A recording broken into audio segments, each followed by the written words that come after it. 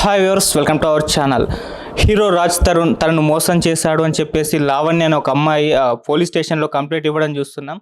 11 సంవత్సరాల నుంచి ఇద్దరం కలిసే ఉన్నాం. కాకపోతే ఇప్పుడు వేరే కొత్త హీరోయిన్ తోటి అతను ఎఫ్ఐఆర్ పెట్టుకున్నాడు, నన్ను వదిలేశాడు అని చెప్పేసి చెప్తున్నారు. అయితే సినిమా ఇండస్ట్రీ వాళ్ళపైన అంటే మామూలుగా ఇటువంటి కేసులు బయట చాలా జరిగినప్పటికీ కూడా సినిమా వాళ్ళపైన అవి ఎక్కువ ఫోకస్ అవుతుంటాయి. మీడియాలో కూడా ఎక్కువ కవర్ చేస్తూ ఉంటారు.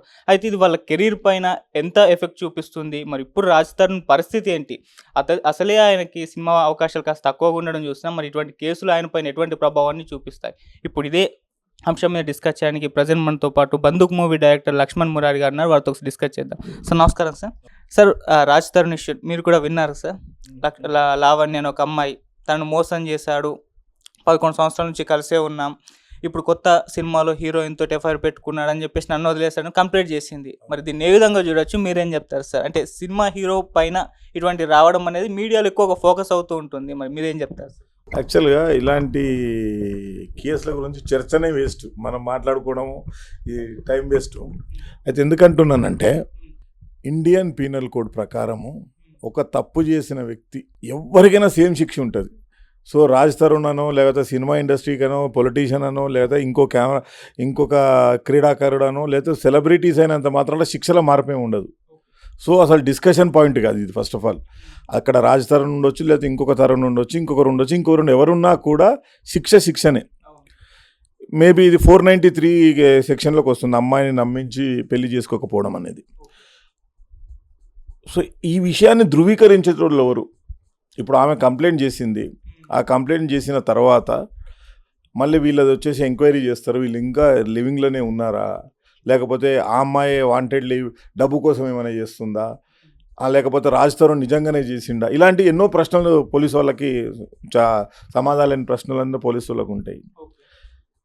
అయితే ఈ విషయాన్ని సినిమా వాళ్ళు కాకుంటే ప్రతిరోజు జరిగేది ఇది, వందలు జరుగుతాయి మన ఇండియా మొత్తంలో. ఇండియా కాన్స్టిట్యూషన్ రాజ్యాంగ ప్రకారము దీనికే ఇంత శిక్ష చేయాలనుకుంటే 10 ఏళ్ళ శిక్ష ఉంది దీనికి. మరి ఒకవేళ ఇదే నిజమైతే 10 ఏళ్ళ శిక్ష ఉంది. ప్రతిరోజు జరుగుతుంది. ప్రభుత్వ ఉద్యోగులు చేస్తారు, పోలీసు వాళ్ళు చేస్తారు, డాక్టర్లు చేస్తారు, లాయర్లు చేస్తారు, బిజినెస్ మ్యాన్లు చేస్తారు. ఒక ఆమెను నమ్మించి అంటే ఆ రోజున్న టర్మినాలజీలో నిజంగా పెళ్లి చేసుకుందామని ఉండొచ్చు. ఆమె ఒకసారి డ్రగ్స్ కేసులో పెట్టినాం, ఇతనేనా? నిజమేనా? అప్పుడు అంటే డ్రగ్స్ కేసులో కూడా ఈ లావణ్య అని చెప్పేసి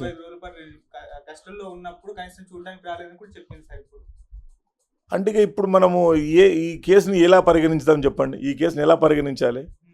నేను సపోర్ట్ చేయట్లేదు, ఎవరిని సపోర్ట్ చేయట్లేదు, ఎవరిని తప్పు అనట్లేదు, ఎవరిని ఒప్పంటలేను.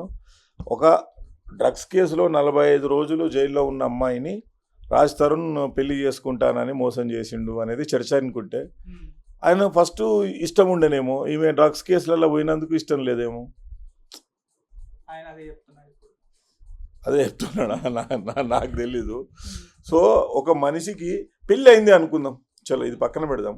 పెళ్ళి అయింది, 2 పిల్లలు ఉన్నారు, హ్యాపీగా సంసారం సాగుతుంది, మధ్యలో బ్రేకప్ వచ్చింది, విడాకులు తీసుకోరా? చట్టబద్ధమైన పెళ్లి జరిగిన వ్యవస్థనే విడాకులు అనే మనకు ఒక ఈజియెస్ట్ వే ఇండియన్ కాన్స్టిట్యూషన్లో లా ఉన్నది.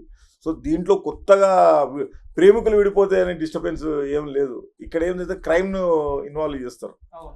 ఇక్కడ క్రైమ్ ఎందుకు ఇన్వాల్వ్ చేస్తారు అంటే ఒక అమ్మాయిని మోసం చేసిండు అనే దాని మీద 493లో కేసు కానీ పెడితే, ఒకవేళ మీరు వచ్చే ముందు మీరు అడిగితే నేను నార్సింగ్కి తెలిసిన వ్యక్తులు ఉంటే కాల్ చేస్తే అందుబాటులో రాలేదు. వస్తే నేను ఏ కేసులో పెట్టిరో కూడా చెప్పేస్తే ఆ కేసు తీవ్రత చెప్తుంటే, నా intention of asking which case they are filed against Raj Tarun అనే దాన్ని మీరు చూసుకుంటే ఆ కేసు తీవ్రత ఎంత ఉందనేది మనం తెలుసుకోవచ్చు. సో ఇలాంటివి సర్వసాధారణము, అతి రెగ్యులర్. సో దీని గురించి మనం పెద్ద చర్చనే వద్దు. సినిమా సెలబ్రిటీ కాబట్టి ఇంకా మళ్ళీ పార్టీలు ఇన్వాల్వ్ అయి ఉన్నాయనుకోండి, మళ్ళీ అదో రకమైన చర్చ. ఎందుకంటే వీళ్ళు ఎలక్షన్ ముందు దాకా వాళ్ళకి పార్టీలకు పనిచేస్తారు. సినిమా వాళ్ళు ఒకవేళ వాళ్ళు పనిచేసిన వాళ్ళు ఓడిపోయారు అనుకో, మాకు వాళ్ళకి సంబంధం లేదంటారు. ఇన్ కేస్ ఆ అమ్మాయి కానీ ఈ అబ్బాయి కానీ పొలిటిక్స్కి ఏమైనా సంబంధం ఉంటే ఇంకో రకంగా తీవ్రత ఉంటుంది. అప్పుడు పొలిటికల్ ట్రయల్లోకి వెళ్ళిపోతుంది. ఇప్పుడు రేపు నిజంగానే రాజ్ తరుణ్ మోసం చేసిండు అంటే అందరు కూర్చొని మాట్లాడి సెటిల్ చేస్తారు. దీన్ని ఎందులో సెటిల్ చేస్తారు? లాస్ట్కి ఎండ్ ఆఫ్ ద డే అంటే నాకు ఇలాంటి పరిచయాలు, ఇలాంటి అపనమ్మకాలు, అభద్రతా భావాలతో ఏర్పడ్డ బంధాలన్నీ ఏదో ఒక డబ్బుకో ఏదో ఒక దేనికో సెటిల్మెంట్ అయిపోతాయి. అప్పుడు ఈ చర్చ ఎందుకు దేనికోసం మనం? ఆమె పోలీస్ స్టేషన్ కేసుకి వెళ్ళకంటే ముందు ఎన్నోసార్లు డిస్కషన్ జరిగింటుంది కదా. ఇప్పుడు ఆ అబ్బాయి కొత్త అమ్మాయితో తిరుగుతున్నాడు అంటే ఆ అమ్మాయి దగ్గర ఏమి దొరికిందో, ఈ అమ్మాయి దగ్గర మళ్ళీ కొత్తగా ఏం దొరుకుతుందో. సో జనరల్గా ఇది కేవలం ఒక సినిమా ఆర్టిస్ట్ కాబట్టి కొంచెం ప్రాపగండ అవుతుంది. టీవీ ఛానల్లో పెద్ద పెద్ద స్క్రోలింగ్లు వస్తాయి, ఫుల్ స్క్రీన్లో ఫొటోస్ వస్తుంటాయి. కానీ ఇలాంటి వందలు జరుగుతాయి. అంటిల్ అన్లెస్ నోన్ పర్సనాలిటీ కాకపోతే అసలు డిస్కస్ చేయాల్సిన సంబంధంగా. ఒకవేళ నిజంగా కూడా రాజ్ తరుణ్ ప్రేమించి ఆ అమ్మాయిని అది చేసి ఇది చేసి కేవలం ఒక సెక్సువల్ హరాస్మెంట్ చేసింటే మాత్రం తప్పకుండా ఆయనకు శిక్ష పడాల్సిందే. ఇన్ కేస్ లేదు మ్యూచువల్గా వాళ్ళు when they are committed with the living relation, we don't know what they are committed for how we can proceed with the life. ఆ లైఫ్ని ముందుకు ఎట్లా సాగిద్దాం, మనము పిల్లలు పుట్టుకుందామా లేకపోతే ఓన్లీ ఇట్లే ఉందా, ఇలాంటి ఎన్నో సమస్యలు ఉంటాయి, ఎన్నో డిస్కషన్స్ జరుగుతాయి. సో దీని గురించి పెద్ద చర్చనే అవసరం లేదు. ఓన్లీ సెలబ్రిటీస్ కాబట్టి ఇలాంటి చర్చలు వస్తుంటాయి. ఒకవేళ నిజంగా కూడా రాజ్ తరుణ్ తప్పు చేస్తే నిజంగా పోలీస్ ఎంక్వైరీలో కానీ లేకపోతే అన్ని చట్టానికి ఎవ్వరు కూడా అతీతులు గారు. ప్రతి ఒక్కరికి ఈ కేసులో ఎవరిపైన బుక్ అయినా కూడా ఎంత శిక్ష పడుతుందో 493 నిజంగా ప్రూవ్ అయితే 10 ఏళ్ళ పైన కూడా పట్టొచ్చు. సో అంతే శిక్ష పడుతుంది. అంటే హోప్ నేనేమనుకుంటున్నాను, ఒకవేళ వాళ్ళు ఆకర్షణకే లోనై ఇలా డిస్టర్బెన్స్ అయితే మాత్రం వాళ్ళిద్దరు కలవాలని కోరుకుంటాను నేను. ఒకవేళ రాజ్ తరుణ్ వేరే అమ్మాయితో లివింగ్లో ఉండడం కోసం ఈమెను వదిలాడు అని అంటే అక్కడ ఈమె దగ్గర దొరకని ఆకర్షణ అక్కడ దొరికింటే అది తాత్కాలికమైన ఆకర్షణ. నిజంగా ప్రేమించుకొని లవ్ చేసుకున్న వాళ్ళకు ఏదైనా కూడా లైట్ తీసుకుంటారు. సో వాళ్ళిద్దరు కలిసే మంచిగా ఉందామని కోరుకుందాం. అంటే మామూలుగా ఇష్యూ కింద కామెంట్స్ చూస్తే సినిమా వాళ్ళంటే ఇంతే, సినిమాల్లో ఇది కామను, సినిమా వాళ్ళు మోసం చేయడము, విడిపోవడము, ఇంకొకరితో తిరగడము, ఇదంతా కూడా క్యాజువల్, అంటే సినిమా వాళ్ళకే ఇది చెందింది అన్న కామెంట్స్ అయితే ఈ ఇష్యూ పైన కింద రావడం చూస్తున్నాం సార్. మరి దీన్ని ఏ విధంగా చూస్తారు? ఒక పని చేద్దాము, మనము గూగుల్ చేద్దాం. ఇప్పుడు అమ్మాయిని మోసం చేసిన సినిమా వాళ్ళు, అమ్మాయిని మోసం చేసిన బయట వాళ్ళు లేరా? సినిమా వాళ్ళు హార్డ్లీ వందలలో ఉంటారండి. అంటే ఫేమస్ అయిన ఫిగర్స్ 100-200 మెంబర్స్ ఉంటారు. ఓన్లీ 100-200 కేసులు అయినాయా ఎన్ని సంవత్సరాల నుండి? సినిమా వాళ్ళు తొందరగా తెలిసిపోతుంది. ఎవరో పలానా ఊర్లో ఎవరో రాజ్ తరుణ్ వేరు, హీరో రాజ్ తరుణ్ వేరు కదా. సో మేబీ అట్లా అట్రాక్ట్ అయి ఉంటారు. సో అలా కామెంట్ పెట్టే వాళ్ళకి ఏం చెప్తున్నాను అంటే, ఎస్పెషల్లీ అంటే సినిమా వాళ్ళని తప్పుగా చూసి సినిమా వాళ్ళని తప్పు అనే వాళ్ళకి నేను చెప్పేది ఏంటంటే, వాళ్ళ చరిత్రలో వాళ్ళ లైఫ్లో ఎంతో కేసులు చూసి ఉంటారు కదా. వాళ్ళ లైఫ్లో చూసిన అన్ని కేసుల్లో అంటే ఒక 100 కేసులు తెలిసి ఉంటే, చూడకున్నా పర్లేదు, టీవీలోనో పేపర్లోనో వాట్సాప్లో చూసి ఉంటే అందులో ఎన్ని సినిమా కేసులు ఉన్నాయి? ఎన్ని సినిమా కేసులు ఉంటాయి సినిమా వాళ్ళకి? రోజు ఎంత క్రైమ్ ఉంటుంది? సుమారు 3-4 లక్షల క్రైమ్ రికార్డ్స్ అవుతాయి. సో దాంట్లో సినిమా వల్ల ఎన్ని ఉన్నాయి? 3 లక్షల మంది 4 లక్షల మంది సినిమా వాళ్ళు లేరు. సో సినిమా ఈజీగా దొరుకుతుంది అంతే. అంటే దాన్ని వాళ్ళది కూడా వెకిలితనమే, వాళ్ళకు కూడా అవివేకం, వాళ్ళకు తెలియని దాన్ని సినిమాని బ్లేమ్ చేద్దాం. ఫస్ట్ ఆఫ్ ఆల్ ఏంటంటే, ఈ టీవీ ఛానళ్లకు దీన్ని బ్రేకింగ్ న్యూస్ చేయడమే చాలా చీపెస్ట్ థింగ్. ఓవరాల్ దీంట్లో ఎవరైనా మూర్ఖుడు ఎవడన్నా ఉన్నాడు అంటే ఐఎమ్ డైరెక్ట్లీ సేయింగ్, నువ్వు వేరే క్రైమ్కి ఎంత ప్రియారిటీ ఇస్తావో ఈ క్రైమ్ కూడా అంతే ప్రియారిటీ ఇవ్వండి.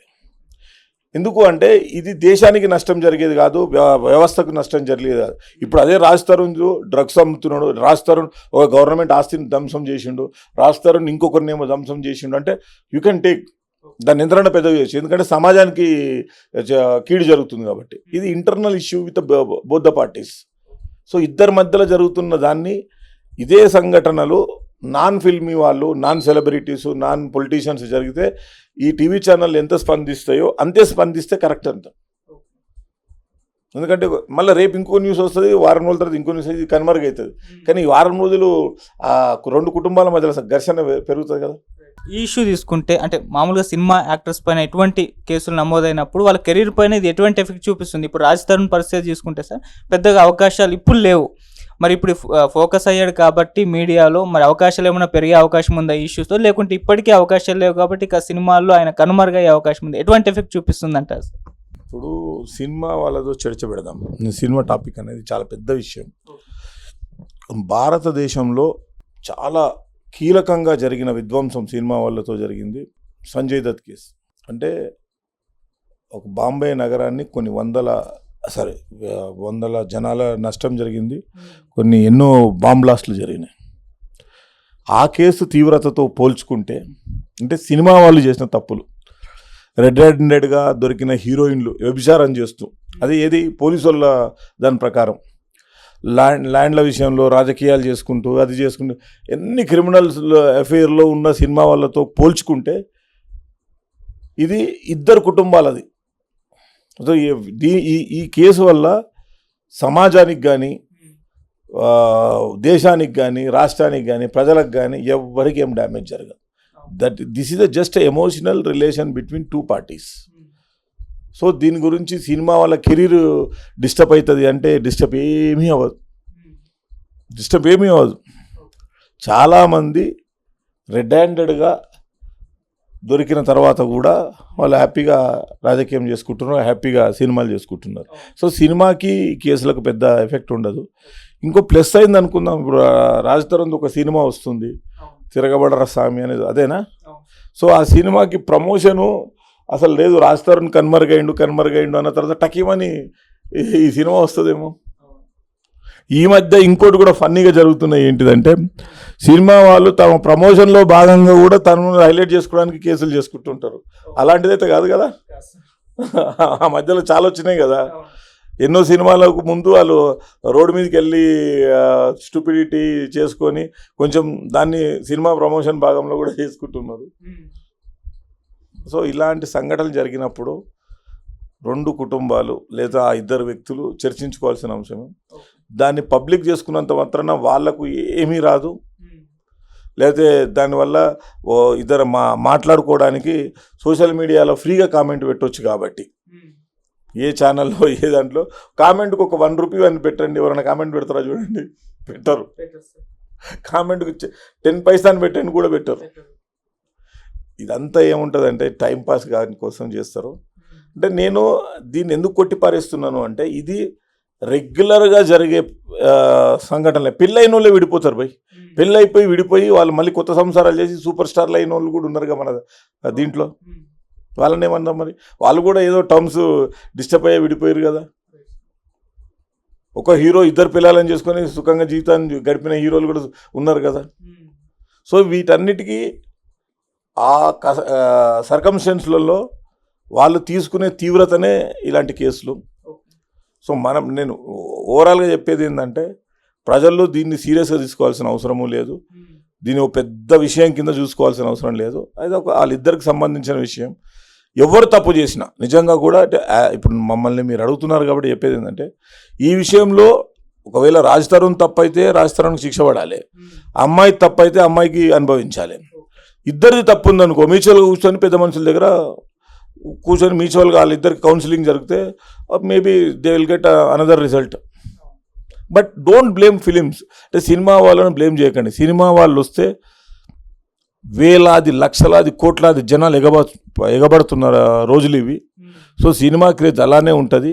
సో దయచేసి డోంట్ బ్లేమ్ సినిమా. ఒక్క పర్సన్ ఏదో చేసిండో వాళ్ళ పర్సనల్ రిలేషన్కి సినిమా వాళ్ళని బ్లేమ్ చేయడం అనేది ప్రజలు మీరు కూడా మేల్కోవాలి. ఆ టీవీ ఛానల్లో వచ్చిన బ్రేకింగ్ న్యూస్లు చూసి